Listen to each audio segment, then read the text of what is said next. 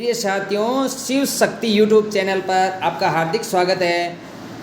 आपको आज कक्षा 8 का विज्ञान का मॉडल पेपर हल करके हल सहित बता रहे हैं। आपने अगर इस चैनल को सब्सक्राइब नहीं किया है तो कर लेवें। आपको इस पर रोज़ एक वीडियो हर सब्जेक्ट का डाला जाएगा और आप उसको पढ़ करके परीक्षा में पूर्णतः सफल हो सकते हैं। सबसे पहला क्वेश्चन है, खपतवार हटाने की प्रक्रिया कहलाती है। तो खपतवार हटाने की प्रक्रिया क्या कहलाती है? निराई, जो हम मारवाड़ी में कहते हैं निनाण करना। वायरस से होने वाला रोग है कोरोना, जो अभी अभी इस भारत नहीं पूरी विश्व में अंदर फैला था। निम्न में से अंडपरजक जंतु है, यानी अंडा देने वाला जंतु कौन सा है? तो छिपकली। किस माध्यम में ध्वनि का संचरण नहीं होता है? ध्वनि किस में संचरण नहीं होती है? निर्वात के अंदर। तो इनके अंदर जैसे हम ऐसे भी आपको बता सकता हूँ कि निराई है इसके अंदर उत्तर होगा निराई और फिर होगा कोरोना, फिर होगा छिपकली। तो इस प्रकार इसके अंदर चौथे के अंदर किस माध्यम से ध्वनि संचरण होता है? तो इसके अंदर निर्वात। निम्न में से कौन सा आंतरिक ग्रह नहीं है? आंतरिक ग्रह कौन सा नहीं है? तो इसके अंदर सी आएगा, शनि। छठा क्वेश्चन, ओजोन परत क्षतिग्रस्त होने का मुख्य कारण है। क्या कारण है? क्लोरोफ्लोरोकार्बन। अब अति लघुतरात्मक यानी छोटे छोटे क्वेश्चन, उन क्वेश्चनों के उत्तर जैसे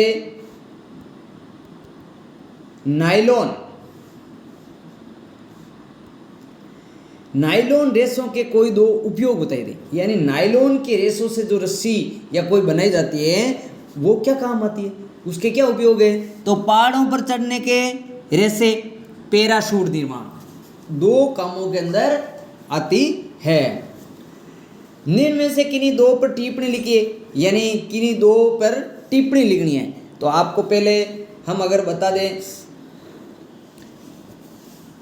वन्य प्राणी अभ्यारण्य, तो वन्य प्राणी अभ्यारण्य के ऊपर आपको दो शब्द लिखने हैं, इनके बारे में बताना है। तो वन्य जीवों को बिना किसी बाह्य विक्षोभ के उनके प्राकृतिक आवासों में संरक्षण देना वन्य जीव अभ्यारण्य का काम है। तो इसके अंदर दो लाइन लिख देनी है कि वन्य जीवों को बिना किसी बाह्य विक्षोभ के उनके प्राकृतिक आवासों में संरक्षण देना।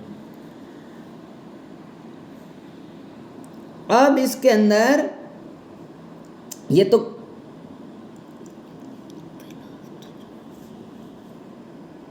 राष्ट्रीय उद्यान का बताया ना मैंने, राष्ट्रीय उद्यान का है वन्य जीवों को किसी बाह्य विक्षोभ के उनके प्राकृतिक आवासों में संरक्षण देना। दो बी, वन्य प्राणी अभ्यारण्य। वन्य प्राणी अभ्यारण्य भी एक संरक्षित क्षेत्र है जहाँ वन्य प्राणियों का उनके प्राकृतिक वातावरण में संरक्षण किया जाता है।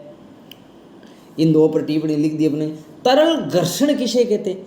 तरल घर्षण किसे कहते हैं? तरलों द्वारा लगाया गया घर्षण कर्षण कहलाता है।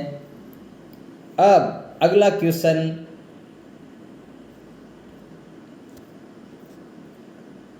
क्वेश्चन नंबर 10, विद्युत लेपित दो वस्तुओं के नाम लिखिए। विद्युत लेपित दो वस्तुएं, विद्युत लेपित दो वस्तुओं के नाम। इसके अंदर होगा एक तो नकली गेने, साइकिल हैंडल, व्हील, बर्तन, यह है। और सोडियम और पोटेशियम को मिट्टी के तेल में क्यों रखा जाता है? क्योंकि ये बहुत अधिक सक्रिय धातुएं हैं जो वायु तथा नमी से भी अभिक्रिया कर लेते हैं, इसलिए इनको क्या है? मिट्टी के तेल में रखा जाता है। सोडियम और पोटेशियम, एक बार मैं फिर बता देता हूँ आपको 11 नंबर क्वेश्चन। सोडियम और पोटेशियम को मिट्टी के तेल में क्यों रखा जाता है? क्योंकि ये बहुत अधिक सक्रिय धातु हैं जो वायु तथा नमी से भी अभिक्रिया कर लेते हैं। आप पेट्रोल डीजल बनाने के लिए क्या क्या उपाय कर सकते हैं? ऊर्जा के वैकल्पिक साधन जैसे पवन ऊर्जा, सौर ऊर्जा, जल ऊर्जा, बायोगैस आदि का हम उपयोग कर सकते हैं, जिसके कारण पेट्रोल और डीजल में बचत हो जाती है। अब ये लघु उत्तरात्मक क्वेश्चन है। कुछ सूक्ष्म जीव हमारे लिए लाभदायक है, कथन को स्पष्ट कीजिए। धातु और अधातु के भौतिक गुणों के अंतर लिखिए। हमें कोयला कहाँ से प्राप्त होता है, ये कैसे बनता है? क्वेश्चन नंबर 16, आप एक उत्तरदायी नागरिक के रूप में प्लास्टिक का उपयोग करते समय कौन सा एसआर सिद्धांत याद रखेंगे? वनोन्मूलन के क्या दुष्परिणाम हो रहे हैं? आप अपने स्तर पर इस दुष्परिणाम से बचने के लिए क्या उपाय करेंगे? आग लगने के समय फायरमैन पानी के पाइप का उपयोग करने से पहले उस क्षेत्र की मुख्य विद्युत आपूर्ति का बंद क्यों कर देते हैं? तारामंडल क्या है कि नहीं? दो तारामंडलों का चित्र बनाइए, समझाइए। सर्पिक घर्षण और स्थैनिक घर्षण में अंतर स्पष्ट कीजिए। बाह्य निषेचन किसे कहते हैं? अंडे के वयस्क बनने में जीवन चक्र के बारे में बताइए।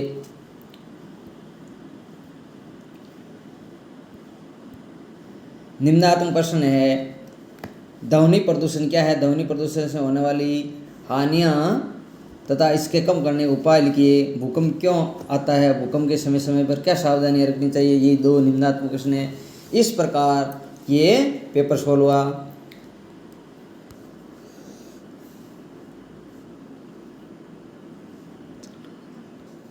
क्वेश्चन नंबर 23, निम्न बिंदुओं पर टिप्पणी लिख कीजिए। ताजमहल की घटती सुंदरता, गंगा नदी के जल का बढ़ता प्रदूषण, अथवा अब दोनों में से 23 के अंदर दो क्वेश्चन दिए हुए हैं, एक ऊपर दिया गया है ए आ और एक नीचे दिया गया है। कोई दो उदाहरण लिखिए जिससे स्पष्ट होता है कि समान आवेश एक दूसरे का प्रतिकर्षित तथा असमान आवेश एक दूसरे का आकर्षित करते हैं।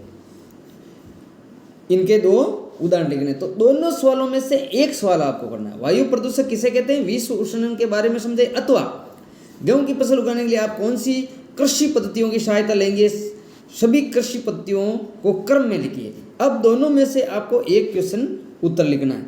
खरपतवार किसे कहते हैं? हम अपनी फसलों को खरपतवार से कैसे सुरक्षा करेंगे? खरपतवार किसको कहते हैं? जो फसल के अंदर घास फूस उग जाते हैं, जो वेस्ट होते हैं, जिनको हम निनाण या निराई करके उनको दूर करते हैं, उनके बारे में लिखना है। किसी बच्चे की ध्वनि एक वयस्क व्यक्ति की ध्वनि से भिन्न क्यों होती है? कारण सहित समझाइए और मानव कान का नामांकित चित्र बनाइए। अब दोनों 25 के अंदर दो क्वेश्चन दिए, दोनों में से एक क्वेश्चन को आपको हल करना है। इस प्रकार ये 25 क्वेश्चन इस मॉडल पेपर के अंदर हैं और आपको हल करने हैं।